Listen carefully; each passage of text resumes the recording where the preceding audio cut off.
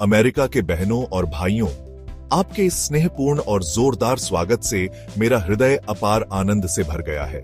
मैं आपको दुनिया की सबसे प्राचीन संत परंपरा की ओर से धन्यवाद देता हूं। मैं आपको सभी धर्मों की जननी की ओर से धन्यवाद देता हूं और मैं आपको लाखों करोड़ों हिंदुओं की ओर से धन्यवाद देता हूं।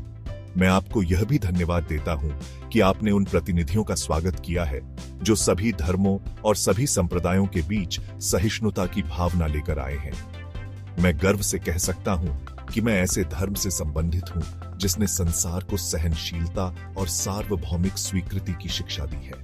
हम न केवल सार्वभौमिक सहिष्णुता में विश्वास करते हैं, बल्कि सभी धर्मों को सत्य मानते हैं। मुझे गर्व है कि मैं एक ऐसे राष्ट्र से संबंधित हूं जिसने सभी धर्मों और सभी देशों के उत्पीड़ित और शरणार्थी लोगों को शरण दी है।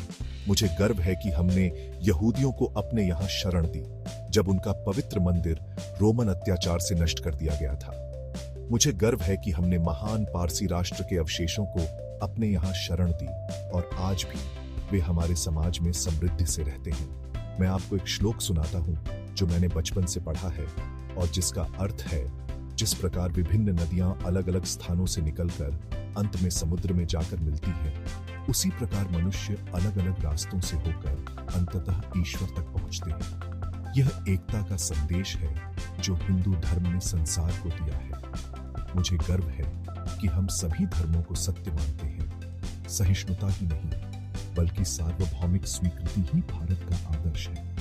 मैं धन्यवाद देता हूं इस मंच को जिसने विश्व के इतिहास में पहली बार यह तथ्य घोषित किया है कि सभी धर्म एक ही लक्ष्य की ओर बढ़ते हैं। मैं एक ऐसे धर्म का अनुयायी हूं जिसने संसार को यह शिक्षा दी। सभी धर्म सत्य है। मैं प्रार्थना करता हूं कि इस मंच से यह उद्घोष दुनिया के कोने कोने तक पहुंचे। सांप्रदायिकता, कट्टरता और उसके भयानक वंशज, हिंसा और असहिष्णुता इस पृथ्वी से नष्ट हो। यदि ये न होते तो मानव समाज आज कहीं अधिक उन्नत होता।